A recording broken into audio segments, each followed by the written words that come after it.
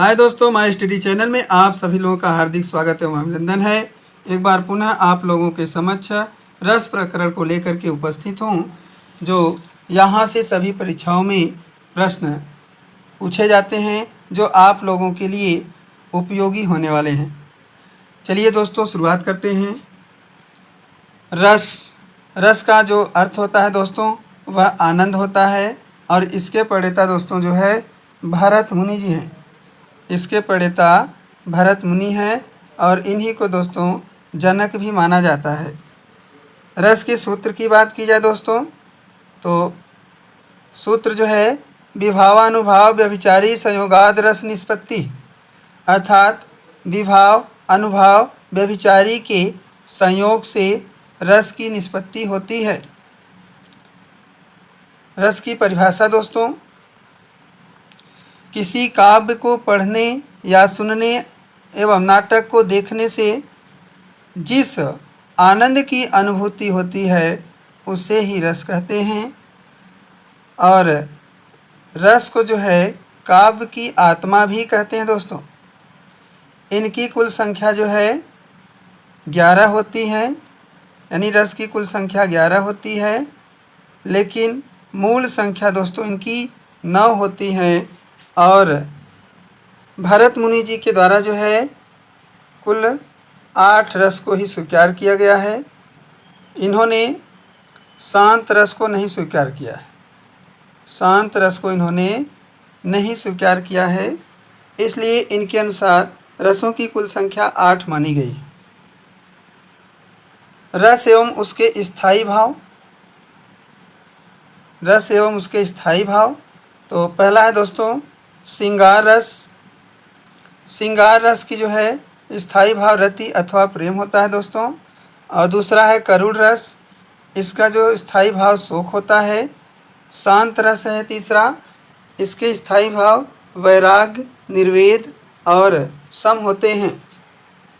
चौथा है रौद्र, इसके स्थायी भाव क्रोध होते हैं। और पांचवा है वीर रस, इसके स्थायी भाव उत्साह और उमंग होता है। उत्साह और उमंग होता है। छठा हास्य रस है। हास्य रस के स्थायी भाव हास और हंसी होते हैं। और सातवां आपका है भयानक रस। भयानक रस के स्थायी भाव की बात की जाए तो भय और डर होता है दोस्तों। विभत्स रस की जो है बात की जाए दोस्तों, तो इसकी स्थायी भाव घृणा और निंदा, आलोचना, जुगुप्सा अथवा बुराइयां होता है। अद्भुत रस की स्थायी भाव जो है विस्मय और आश्चर्य होते हैं। वत्सल जो है, वत्सल ये रस है, और इसके स्थायी भाव वात्सल्यता होता है दोस्तों। यह संतान विषयक रति। संतान विषयक रति दोस्तों, यानी पुत्र के प्रति प्रेम, यानी पुत्र के प्रति प्रेम या स्नेह भी कह सकते हैं दोस्तों, अथवा यह होता है भक्ति रस। भक्ति रस है दोस्तों, इसके स्थायी भाव भगवत रति अनुराग होता है, जो देव विषयक रति होते हैं दोस्तों। एवं देवताओं के प्रति जो है स्नेह होता है दोस्तों।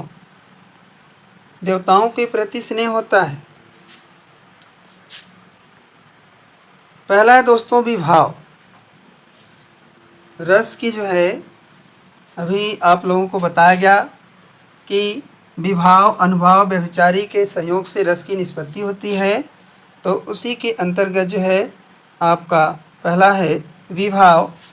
तो विभाव जो है दोस्तों, जिन कारकों से भाव की उत्पत्ति होती है उसे विभाव कहते हैं। और इसके दोस्तों 2 भेद होते हैं। इसके 2 भेद होते हैं। पहला होता है आलंबन। जिसका आलंबन या सहारा पाकर स्थायी भाव उत्पन्न हो उसे आलंबन कहते हैं। अर्थात दोस्तों, जिसके माध्यम से सहारा पा करके या सहायता पाने के बाद स्थायी भाव उत्पन्न हो उसे आलंबन कहते हैं। इसके दो भेद होते हैं। पहला आपका आश्रयालंबन होता है और दूसरा विषयालंबन होता है। आश्रयालंबन की बात की जाए तो जिसके मन में भाव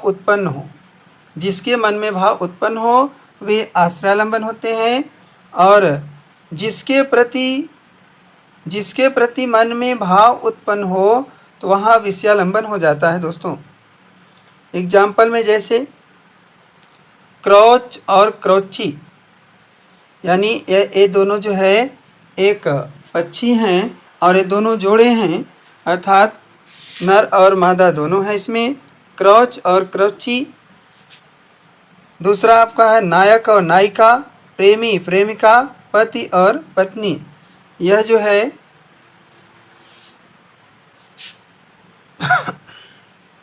आगे हैं दोस्तों, राम के मन में एक वाक्य दिया गया है, आप लोग समझ।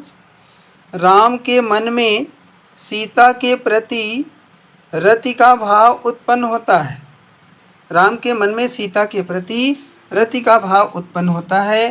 तो इस वाक्य में दोस्तों राम जो है आश्रयालंबन हो जाएंगे, यानी आश्रय, और सीता जो दोस्तों यह विषयालंबन अर्थात विषय हो जाएंगे।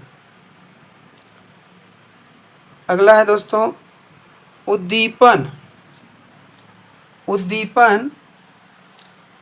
जिन वस्तुओं या परिस्थितियों को देखकर स्थायी भाव उद्दीपन या उद्दीप्त हो अथवा तेजी प्रदान करें वहाँ उद्दीपन विभाव होता है। जैसे चांदनी, सुगंध, माला, कुंजन, कोकिल, नायक नायिका की शारीरिक चेष्टाएं आदि दोस्तों। यहाँ चांदनी, सुगंध, माला, कुंजन, कोकिल एवं नायक तथा नायिका की जो शारीरिक चेष्टाएं हैं, यहाँ जो है उद्दीपन की बात उत्पन्न होती है।